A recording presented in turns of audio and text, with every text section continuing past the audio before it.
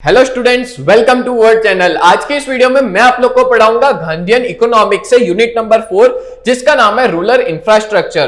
तो आज का हमारा जो टॉपिक है उसका नाम है रूरल सोशल इंफ्रास्ट्रक्चर, उसका मीनिंग और उसका रोल। क्या रोल है सोशल इंफ्रास्ट्रक्चर का रूरल एरियाज के अंदर। तो सबसे पहले शुरुआत करें इंट्रोडक्शन से, तो आपको बता दूं कि जो डेवलपमेंट है रूरल एरियाज का वो करंटली बहुत जरूरी हो चुका है और इसके पीछे ध्यान भी देने में आ रहा है। इसके पीछे जो भी स्टेट ऑथोरिटीज है वो ध्यान दे रही है कि कैसे करके हम लोग रूरल एरियाज को डेवलप करें, जिससे पूरी कंट्री में सोशल इकोनॉमिक डेवलपमेंट हो, इन एरियाज का भी सोशल इकोनॉमिक डेवलपमेंट हो। तो ये जो डेवलपमेंट है सोशल इंफ्रास्ट्रक्चर का, वो एक प्राइमरी एस्पेक्ट बन चुका है रूरल डेवलपमेंट के लिए। अगर हम लोग को रूरल डेवलपमेंट करना है, यानी कि गांव को डेवलप करना है, तो उसके लिए वहां का सोशल इंफ्रास्ट्रक्चर अच्छा होना चाहिए, तब जाके गांव अपने आप डेवलप होंगे। अब इसमें क्या क्या चीजें आ जाती है, तो लोगों के पास प्रॉपर हाउसिंग होना चाहिए, कम्युनल सर्विसेज होनी चाहिए, सोशल एंड कल्चरल फैसिलिटीज होनी चाहिए, सोशल सर्विसेज, ऐसी काफी सारी चीजें जो है वो इसके अंदर इन्वॉल्व होती है सोशल इंफ्रास्ट्रक्चर के अंदर। तो सबसे पहले देखते हैं what is rural social infrastructure. तो इसका मतलब होता है कि ये जो है वो एक फिजिकल और ऑर्गेनाइजेशनल स्ट्रक्चर है। क्या है ये? एक ऑर्गेनाइजेशनल और फिजिकल स्ट्रक्चर जो अलग अलग तरह की फैसिलिटीज प्रोवाइड करता है, जिसमें लोगों का जो सोशल वेलबींग है और डेवलपमेंट है उसको सपोर्ट किया जाए। अब यहाँ पे कौन लोग की बात की जा रही है? तो जो रूरल कम्युनिटीज है, यानी कि जो लोग गांव में रहते हैं, उनके सोशल वेलबींग की बात की जा रही है। तो इसी तरह को इसको हम लोग कहते हैं rural social infrastructure. In short मैं आपको बताऊं कि जितने भी लोग गांव में रहते हैं उन सभी लोगों के अच्छे के लिए, मतलब उन सभी लोग की जो सोशल वेलबींग है, उनका स्टैंडर्ड ऑफ लिविंग है, या हम कहेंगे उनके पास जितनी भी फैसिलिटीज है वो सब बढ़ाना, उसी को हम लोग कहते हैं रूरल सोशल इंफ्रास्ट्रक्चर। बोलो, क्लियर हो गया? नेक्स्ट आगे बात करें तो यहां पे रूरल सोशल इंफ्रास्ट्रक्चर में क्या क्या चीजें आती है, तो टोटल 8 चीजें आती है, जिसमें पहला है एजुकेशन, दूसरा है हेल्थ केयर, तीसरा है वाटर एंड सैनिटेशन, फोर्थ है agriculture and rural industry, fifth है कनेक्टिव एंड कम्युनिकेशन, फिर सिक्स्थ है रूरल इलेक्ट्रिफिकेशन, सेवेंथ है social welfare and community development, और एट है गवर्नेंस एंड एडमिनिस्ट्रेटिव सर्विसेज। ये टोटल 8 पॉइंट है जो मैं एक एक करके हर एक को एक्सप्लेन करूंगा, और मैं आज के वीडियो में ये पूरा समझाने वाला हूं, ये 8 के 8 पॉइंट को एक्सप्लेन करने वाला हूं। तो शुरुआत करते हैं सबसे पहला पॉइंट, एजुकेशन। अच्छा देखो, जब भी हम लोग चाहते हैं कि जो सोशल इंफ्रास्ट्रक्चर है वो बिल्ट हो रूरल एरियाज में, यानी गांव में, तो उसके लिए हमको अच्छा एजुकेशन प्रोवाइड करना पड़ेगा।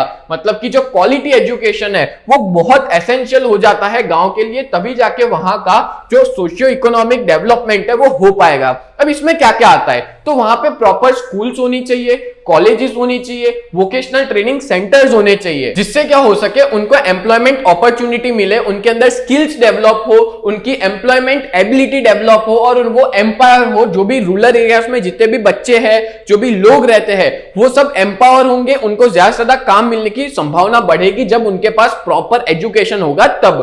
ठीक है? और एजुकेशन जो है वो हेल्प करता है पॉवर्टी को रिड्यूस करने में, क्योंकि एक एजुकेटेड आदमी जो होता है ना वो कुछ ना कुछ कर लेता है, मैं कभी भी वो अनएम्प्लॉयड नहीं रहता, तो उसकी पॉवर्टी कम होती है। फिर सोशल इक्वालिटी बढ़ती है, मतलब भेदभाव जो होता है ना अनपढ़ और पढ़े लिखे में, वो भेदभाव कम होते हैं गांव के अंदर, और ओवरऑल इंप्रूवमेंट देखने को मिलता है जो भी रूरल कम्युनिटीज है उनकी क्वालिटी ऑफ लाइफ में, यानी कि जो उनकी लाइफ है, स्टैंडर्ड ऑफ लिविंग है, वो बढ़ जाती है जब उनको प्रॉपर एजुकेशन दिया जाए। तो एजुकेशन बहुत इंपॉर्टेंट रोल प्ले करता है रूरल सोशल इंफ्रास्ट्रक्चर के अंदर। फिर आगे बात करें तो आपको मैं बता दूं कि हमारा बीकॉम सेम 1 के अंदर हम लोग टोटल 3 सब्जेक्ट जो है वो पढ़ाते हैं, साथ साथ में आपको गांधीयन इकोनॉमिक्स और माइक्रो इकोनॉमिक्स भी दे देंगे।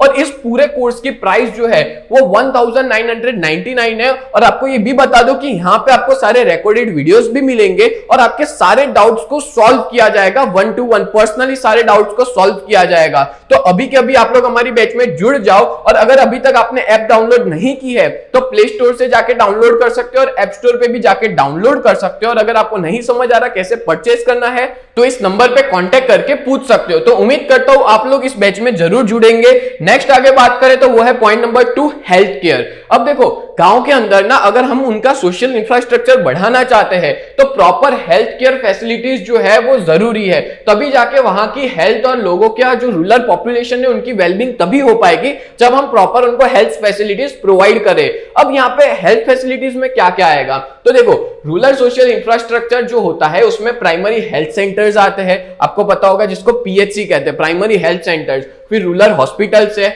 मोबाइल हेल्थ यूनिट्स है, मोबाइल हेल्थ यूनिट यानी कि कोई ऐसा है जो हॉस्पिटल तक नहीं आ सकता तो उसके लिए एम्बुलेंस हो गई।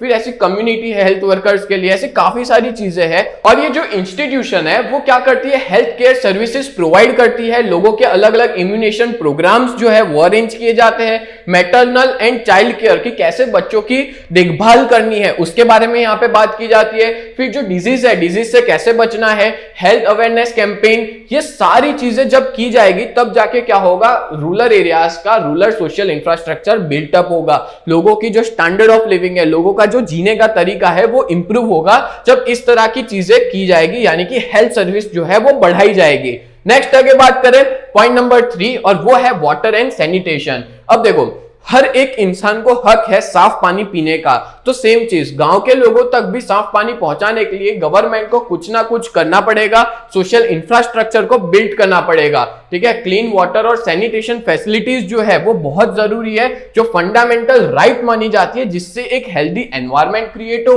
और वाटर बॉर्न डिजीज क्या हो, वाटर बॉर्न डिजीज यानी जब पानी से पैदा होने वाले जितने भी डिजीज है वो सारे डिजीज कम हो जाए। और यहाँ पे रूरल सोशल इंफ्रास्ट्रक्चर में क्या क्या आता है तो उसके बारे में बताऊं तो वो होगा, एक सेफ ड्रिंकिंग वाटर मिलना चाहिए, उसके लिए अलग अलग स्कीम होनी चाहिए, जैसे मान लो हैंडपंप से साफ पानी मिले, वेल से मिले, या पाइप वाटर सप्लाई सिस्टम हो, जैसे आपको पता है बड़ी बड़ी टंकियां लगाते हैं वहां से सारे घरों में पानी जाता है, तो इस तरह की कुछ सप्लाई सिस्टम लगाई जाए तभी जाके वहां के लोगों को साफ पानी मिल पाएगा। एडिशनली बात करें तो टॉयलेट्स का कंस्ट्रक्शन किया जाए, फिर प्रॉपर वेस्ट मैनेजमेंट हो, एक प्रॉपर वेस्ट मैनेजमेंट सिस्टम हो, फिर एक हाइजीन अवेयरनेस प्रोग्राम किया जाए, ठीक है। और इससे क्या होगा कि लोगों का जो सैनिटेशन है वो इंप्रूव होगा, क्योंकि देखो आपको पता ही है प्रॉपर टॉयलेट में वो लोग जब जाएंगे, प्रॉपर टॉयलेट का यूज रखेंगे, साफ सफाई रखेंगे, तो उनकी हेल्थ रिलेटेड डिजीज अपने आप कम हो जाएंगे। तो वाटर और सैनिटेशन से भी रूरल सोशल इंफ्रास्ट्रक्चर क्या होता है, अच्छा बिल्टअप होता है। नेक्स्ट बात करें food, agriculture and rural industry. अच्छा आपको पता ही है कि ज्यादातर लोग रोजगार पाते हैं गांव के अंदर एग्रीकल्चर की वजह से,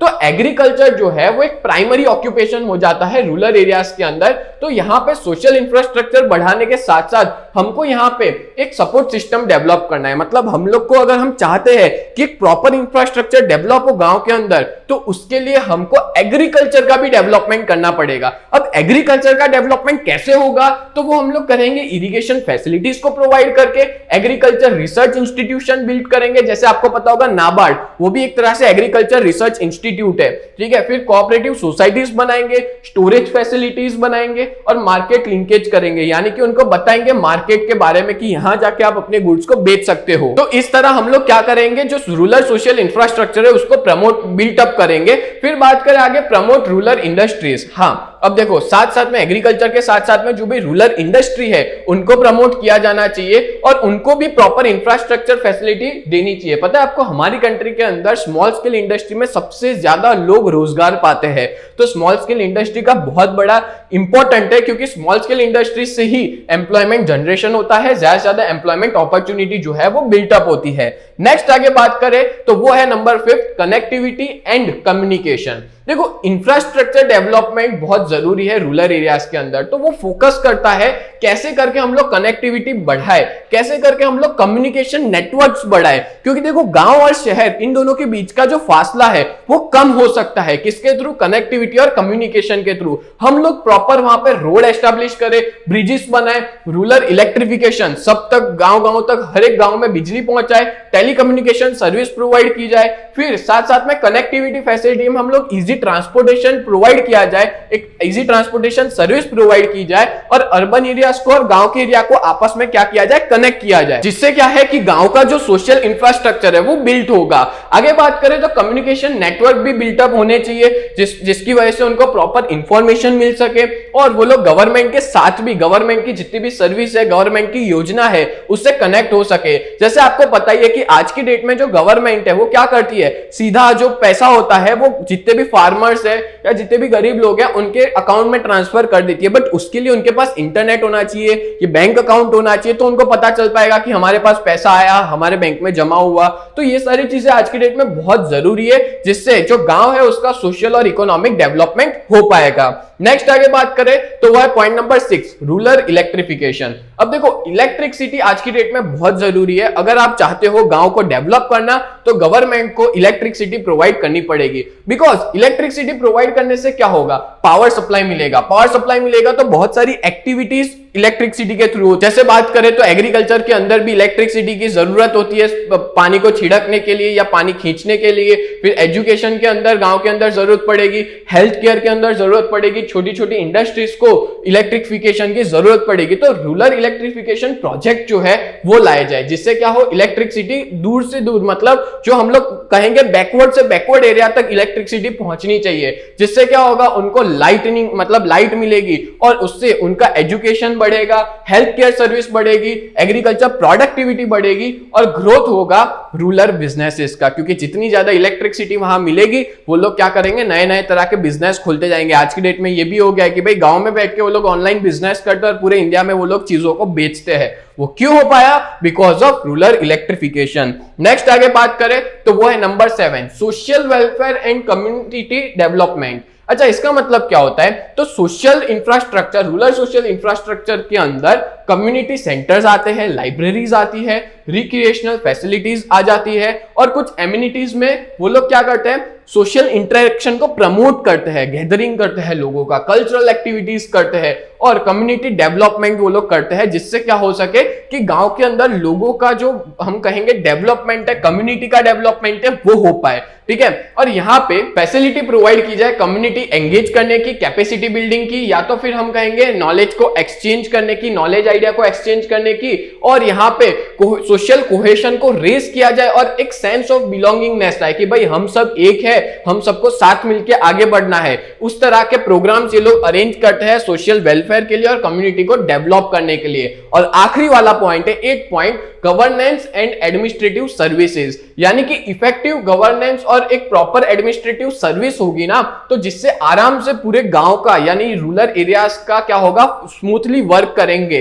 बट उसके लिए क्या होगा, एडमिनिस्ट्रेटिव सर्विसेज अच्छी चाहिए। अब यहाँ पे गवर्नमेंट के ऑफिसेस अच्छे होने चाहिए, उसकी एक प्रोविजन, फिर एडमिनिस्ट्रेटिव सेंटर्स होने चाहिए, ई गवर्नेंस यानी इलेक्ट्रॉनिक गवर्नेंस होनी चाहिए। और ये सारी चीज का इनिशिएटिव रूरल एरियाज में होगा तो हम लोग जो भी एसेंशियल सर्विसेज है वो डिलीवर कर पाएंगे।